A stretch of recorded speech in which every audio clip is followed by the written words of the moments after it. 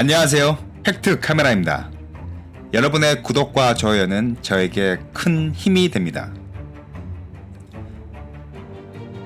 사진에 계시는 분들은 우리 할아버지 할머니의 친구이자 가족이며 오빠이자 동생입니다.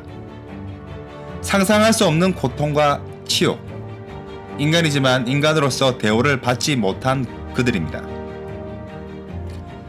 금일 팩트 카메라는 사견이 들어간 내용이 후반부에 나옵니다. 시청하기 꺼리신 분들은 지금까지만 봐주시길 바랍니다.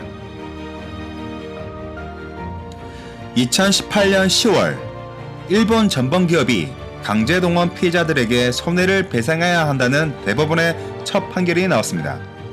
그러나 일본이 배상에 전혀 응하지 않자 피해자들은 전범기업의 국내 자산을 압류해 매각해달라고 법원에 신청했습니다. 압류 신청은 받아들여졌지만 정작 문제는 그때부터였죠. 자산이 압류됐다는 결정문도 자산 매각 절차에 관한 의견을 물어보는 법원 신문서도 일본 외무성이라는 벽에 막혀 송달이 전혀 되지 않았던 겁니다. 결국 대구지법 포항지원은 일본 제철이 소유한 주식회사 P&R 주식 압류 명령의 결정에 처음으로 공시송달 방식을 택했습니다.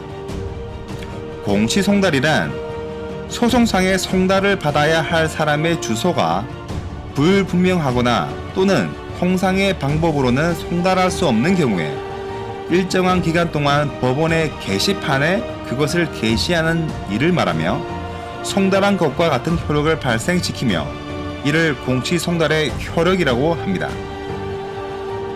이에 기사는 일본 정부 대변인이 스가 관방장관이 4일 정례 기자회견에서 일본 기업의 자산 매각 절차가 재개된 데에 대해 심각한 상황을 초래할 것이라고 말했습니다. 그리고 강제동원 배상 판결은 명백한 국제법 위반이라고 언급했습니다. 스가 장관은 일본 정부는 앞으로도 이 문제에 대한 조기 해결을 요구할 방침이라고 밝혔습니다.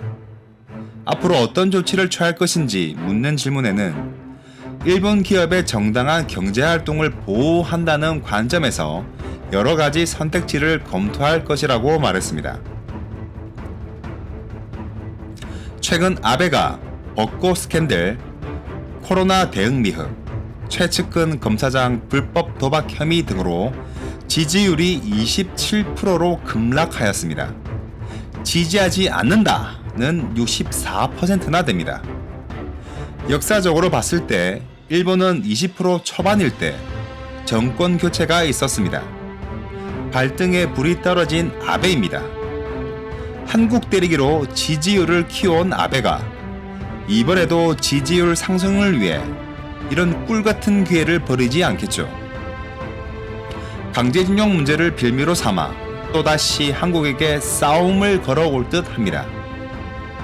우리 정부가 발빠르게 대처하여 잘 극복하기를 바라겠습니다. 개싸움은 우리 국민이 계속하겠습니다.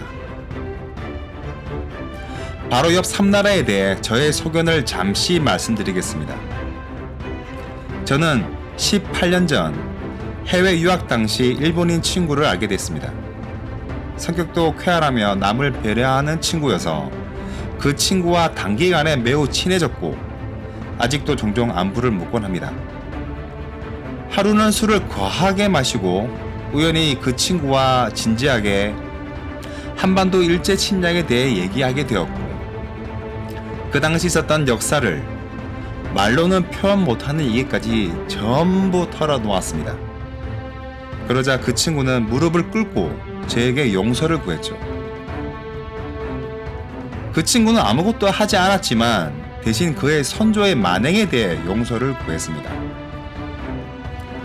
그 친구는 일본 역사 시간에 이런 내용을 전혀 배운 적이 없다고 하였으며 그걸 듣고 저는 이 말도 안 되는 상황이 정말 심각하다고 생각하였습니다. 저는 여러 일본인 친구가 있습니다. 정말 착하고 배려심이 넘치죠. 하지만 그들은 그의 선조가 했던 만행을 전혀 모릅니다. 배운 적이 없기 때문입니다. 그래서 더더욱 일본 정부를 용서할 수가 없습니다.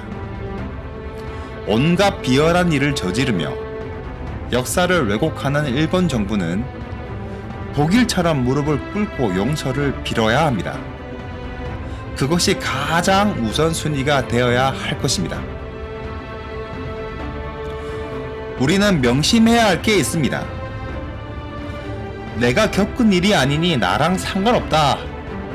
이런 생각 부디 안 하셨으면 하는 바람입니다. 역사를 잊은 민족에겐 미래가 없기 때문입니다. 이상 팩트카메라였습니다. 감사합니다.